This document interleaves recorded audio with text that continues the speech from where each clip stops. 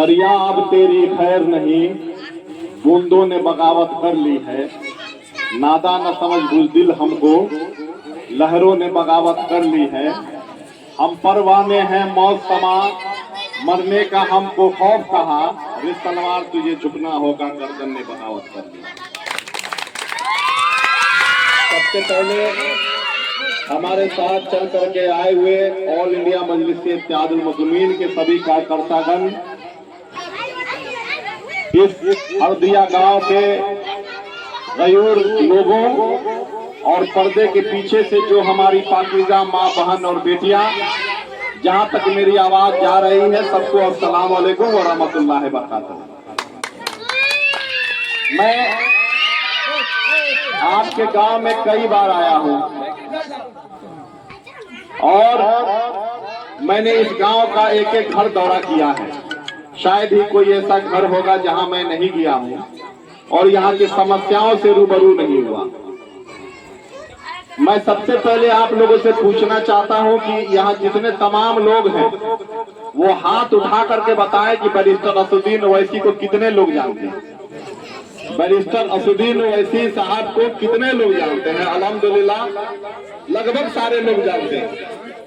और मुझे यकीन है कि हमारी आने वाली ये जो नस्ल यहाँ बैठी हुई है, ये आने वाले दिनों में फख्र महसूस करेगी कि पूरे हिंदुस्तान में अगर वाहिद हमारी आवाज, हमारा लीडर कोई था और कोई है तो वो बैरिस्टर असदुद्दीन ओवैसी साहब।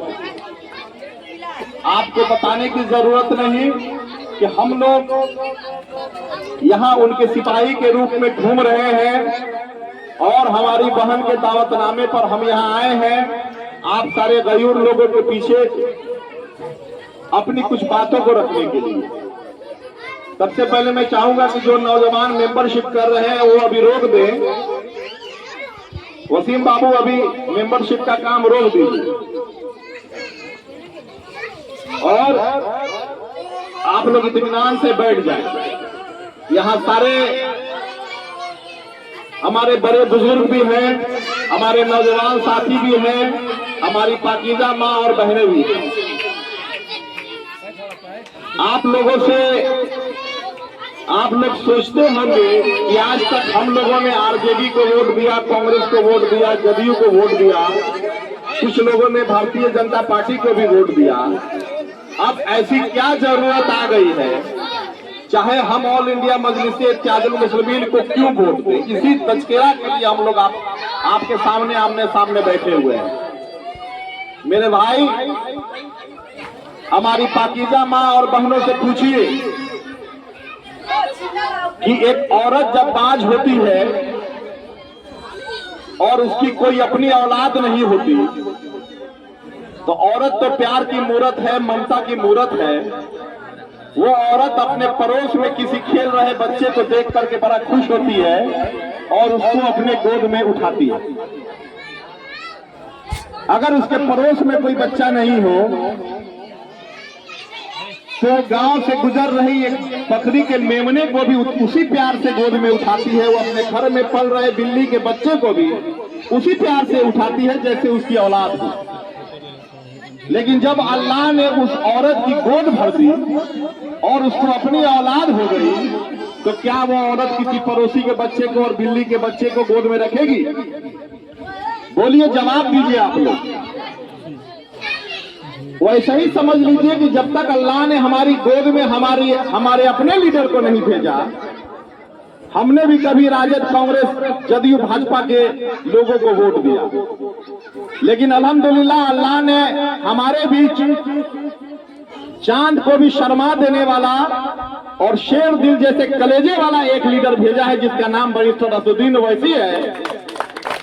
तो हम अपने बच्चे को प्यार करेंगे, किसी पड़ोसी के बच्चे को प्यार करने की इजाजत हमारा शरीयत भी नहीं देता।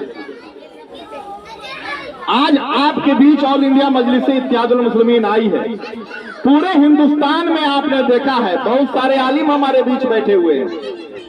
पूरे हिंदुस्तान में हमारे लोगों ने देखा है कि अगर आपके चेहरे पर दाढ़ी हो, आपके सर पर टोपी हो, आप आपकी बच्चियों के सर पर हिजाब हो, वो नकाब पहन करके कहीं जा रही हो, ट्रेनों से जा रही हो, मोतिहारी से सब क्रांति में बैठ करके दिल्ली जाती हो,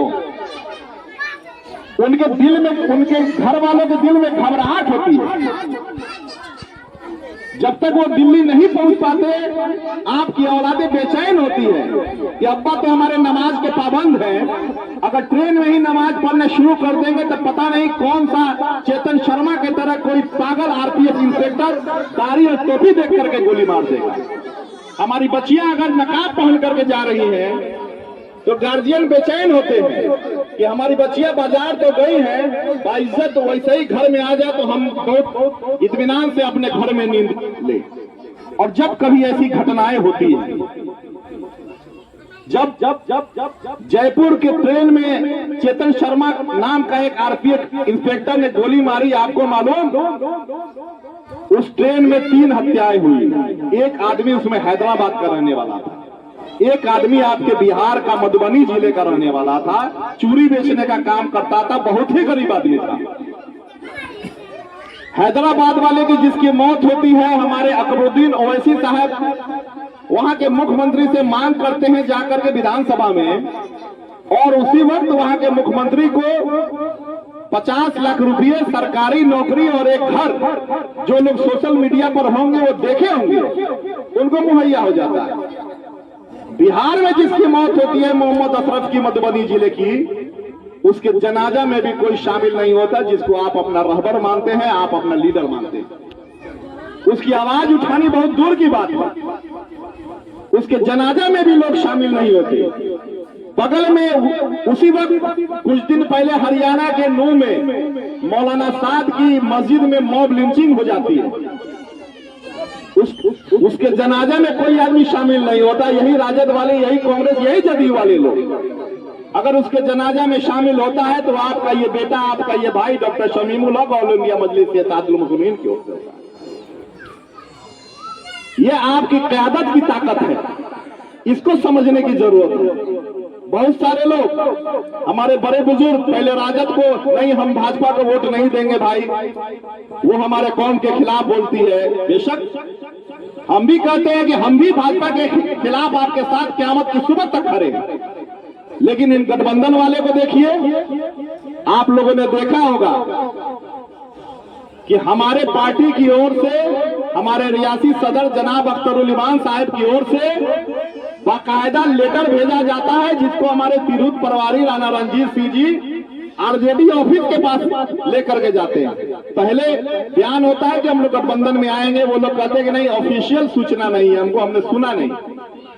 तो अख्तरुल इमान साहब ने लिखित सूचना दी कि भाई अगर भाजपा को हराना है तो हमको एक प्लेटफॉर्म पर आकर के लड़ना होगा। लेकिन जवाब क्या मिला कि आपके वोट की हमको जरूरत है, लेकिन लीडरशिप में हिस्सेदारी नहीं देंगे।